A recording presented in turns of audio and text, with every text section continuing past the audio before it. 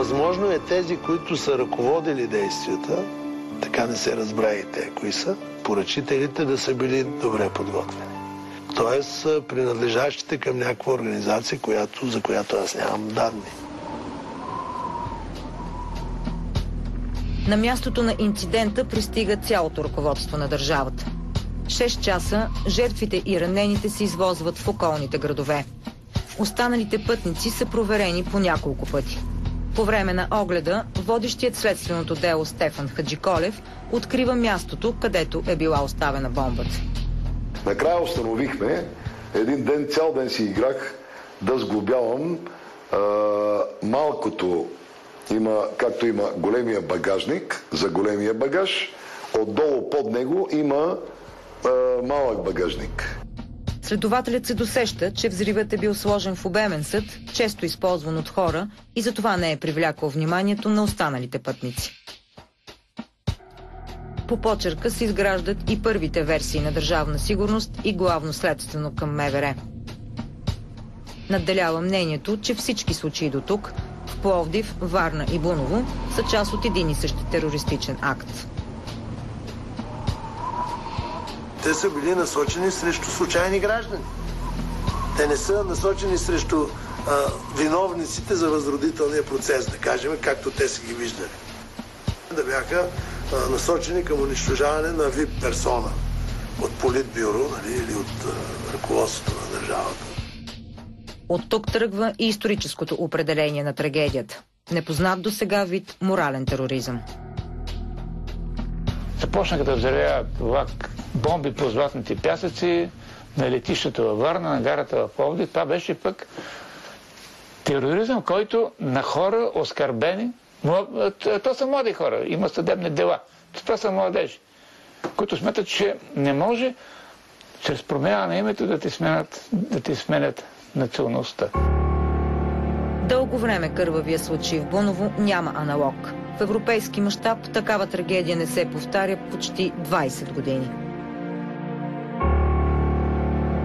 До 11 март 2004 година в Испания.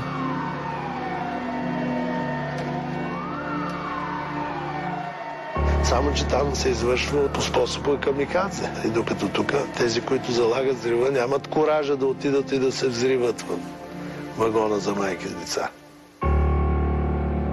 За по-голяма сигурност, след трагедията БДЖ решава в Буново да не спират влакове.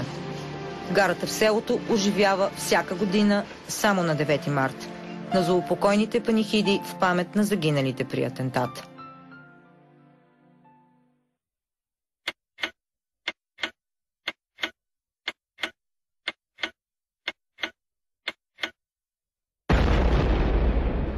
...22 часа и 2 минути.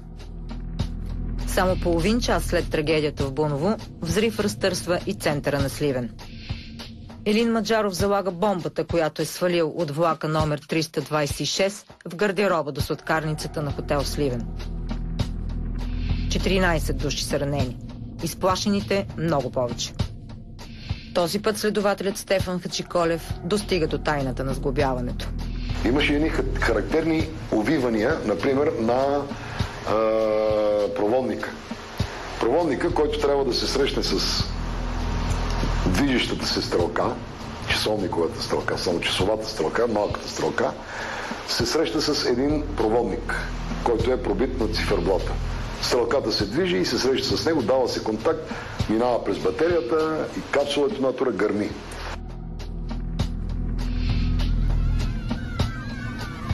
Всички доказателства и за 4-те атентата са събрани с малко късмет през лятото на 1986 година. На плажа в комплекса Дружба е оставен нов взрив. Но той блокира и следователите получават в ръцете си цяла бомба с непокътнати части. Основен елемент в часовниковия механизъм е съветския будилник Слава. Главно следствено управление на МВР издава заповед всички хора, които купуват такива будилници в цялата страна, да бъдат проверявани. И Алцек Чакъров отиде да купи часовник от Созопол. Разпитах тази продавачката от магазина и тя ми обясни много добре как лице със същото описание така купува часовник, като не иска гаранционна карта. По разбираеми причини, той няма да го ползва дълго. Не иска гаранционна карта и тогава се разбра, че те действат нов терористичен акт. Роден на 28.7.1953. Другите двама атентатори са извикани за справка в милицията и са задържани. Сава Георгиев сам начертава пред следователите схемата на взривовете. Скиците влизат в делото като едни от основните доказателства срещу цялата група на Елин Маджаров. По-късно Сава Георгиев прави пълни самопризнания и се съгласява да участва в следствен експеримент. Двамата ги среща по главата и бях покаран да отида от дома на Елин Маджаров, който под масата скара един часовник, будилник. Не се спомням такъв, будилник обикновен. И действията извършваше, както се мисля, часовника той отвори. Покажете как стана. Първо ще махне голямата стрелка. Той показва в детайли на следователите как от частите на един обикновен будилник се изготвя часовниковия механизъм за бомбите. Сега ще пробивам стъклото на часовника. И не отрича, че първия път сам е показал на групата тази схема. Но от показанията му става ясно, че основните действия за изработването на всички взривни устройства са извършени от Елин Маджаров. Ще го пробия. Сега ще опрем. Обърнете часовника. На кабел, за да пробвам водността на веригата. Крушката светва ли? Да, крушката светва и показва, че е годна верига. Чете примерно по начин, по който сега сте го изготвили. Устройството трябва да се взриви след 5 часа. Къде трябва да бъде поставена стрелката? Стрелката, където са 11 минус 5, значи трябва да бъде около 6 трябва да бъде поставена. Тънкостите по сглобяването на взривовете Сава Георгиев разказва и на адвокатката си Йорданка Вандова. Тя поема неговата защита, след като разбира, че Сава е напуснал групата на Елин Маджаров в края на 1984 година.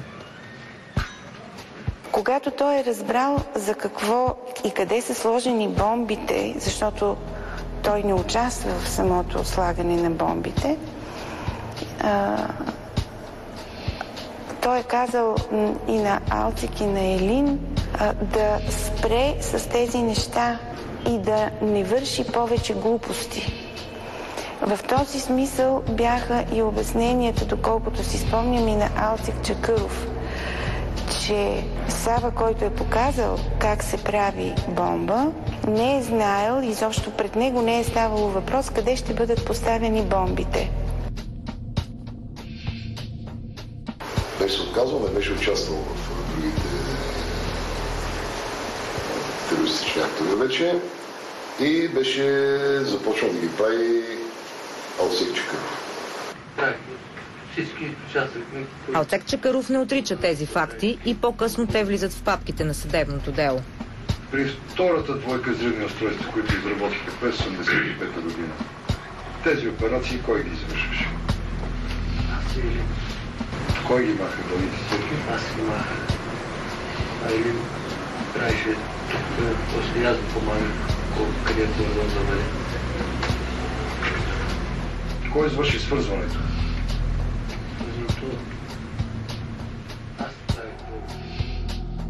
Сава остава и единствения подсъдим от групата, за когото съдът се колебае да произнесе смъртна присъда. Аз мисля, че това е най-ужасяващото нещо в целия процес. Защото ако действително състава се колебае какво наказание да наложи, просто спираш да се колебаеш и решаваш този въпрос в полза на подсъдимия. Това е основен принцип в правосъдието.